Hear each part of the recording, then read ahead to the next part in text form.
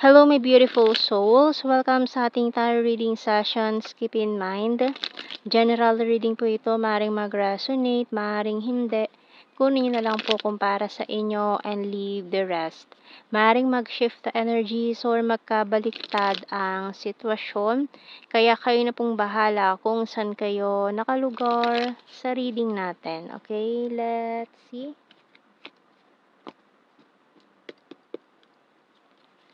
So we have here the King of Pentacles, that card, Knight of Cups, and the Lovers.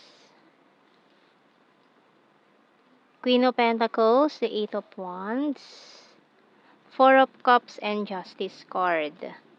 Bottom card is the Knight of Wands. Okay, so may mga specific signs tayo dito ng strong Scorpio, Gemini, and Libra energy. Ayan. So, we have the couple, Earth sign, Taurus, Virgo, and Capricorn. Maaring divine counterpart to na maaring this person rejected you in the past. Hindi ikaw yung pinili niya dati nung nagkakilala kayo. Nagkaroon kayo ng nagka-separate ways kayo. Nag-grow apart. Parang twin flame energy. No? And ngayon, this person is coming back na parang i-offer niya itong cup of love na ito. No, so kung ano man yung mga nangyari noon between you and this person, mukhang magkakapatawaran na kayo. Ayan.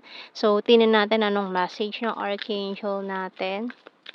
Lalo na kung nireject ka nitong taon to. Siguro, ipapaliwanag naman niya kung anong reason, bakit nangyari yon, kung bakit kanya tinanggihan, nireject, or kung may pinili man siyang iba before. So, we have here gentleness by Archangel Sandalphon. Be very gentle with yourself at this time. Surround yourself with gentle people, situations, and environments.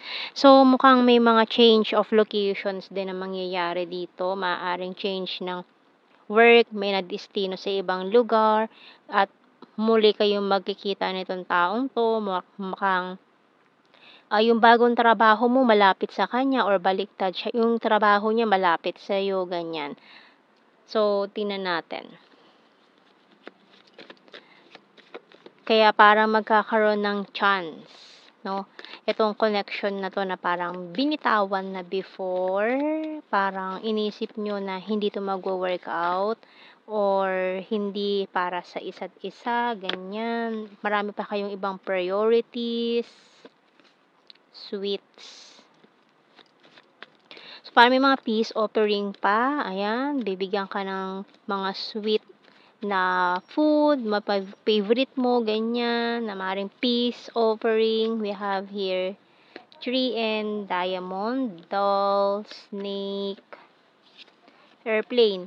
So, ayan, may mga long distance situation nga dito na energy, perfume, bottom card. So, may mga tao din na sumabotage ng connection na to. Maring karmic energy with this doll and snake. Ayan. May mga ano din dito na, na tinago, ganyan. Hindi nagpakatotoo sa feelings, sa nararamdaman. Kumbaga, para napilitan lang siya. Kung may pinili man siyang iba, parang napilitan lang siya, parang no choice, ganyan, or convenient yun sa kanya, or makakatulong yun financially, ganyan.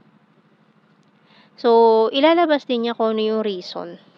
Bakit ganon yung nangyari? Lalo na kung marami kang what if, marami kang tanong, sasagutin niya yan lahat. So, tingnan natin sa tarot messages, oracle cards. Feeling left out in the cold. So, maring ginost ka pa nitong taon to. Bigla na lang siya naglahong parang bula na hindi na nagpaalam, nagparamdam. Tapos, nalaman mo, nasa malayo na siya. And then, may other person pa. So, tingnan natin. I love your humor. I have fear and anxiety. Can I call you? So, maaaring tumawag siya sa'yo. Parang magugulat ka kasi parang, iniisip mo na, wala na yun, very unexpected yung tawag na to. So, we have here talking to you telepathically. So, maaaring lagi mo rin siya nakikita na yung energy or na-feel yung energy niya. Yung pangalan niya, lagi mo naririnig kahit saan ka magpunta. birthday, mga ganyan. So, kumbaga, this person is sending you telepathic message. Kaya parang bigla mo siyang naaalala kasi may sinesend siyang mga energies. Nagsisend siya ng energies na through telepathically na nare-receive mo. So, we have here, ayan, my intuition choose you. Ayan, twin flame energy, you're my twin flame, and I want to protect you. So, dati pinabayaan ka na lang niya kasi nga may pinili siyang something na parang, convenient nga sa kanya na magagamit niya, na akala niya yun yung the best option. So, ngayon gusto kanyang protektahan laban doon sa taong yun. Kasi nga parang, with the snake energy dito, parang, ano lang yan, parang, may gusto siyang gawing hindi rin maganda laban sa'yo. Kaya this person really want to protect you. So, bottom card, keeping tabs on you. So, talagang this person is hindi pa rin siya totally, kumbaga yung ugnayan yung dalawa, yung connection nyo, totally hindi pa naman niya pinuputol yan, no? Lalo na kung connected kayo sa red strings of faith, hindi yan mapuputol ng kahit na ano, kahit ano ka pa dyan, candle cut, yung cord cutting, ganyan.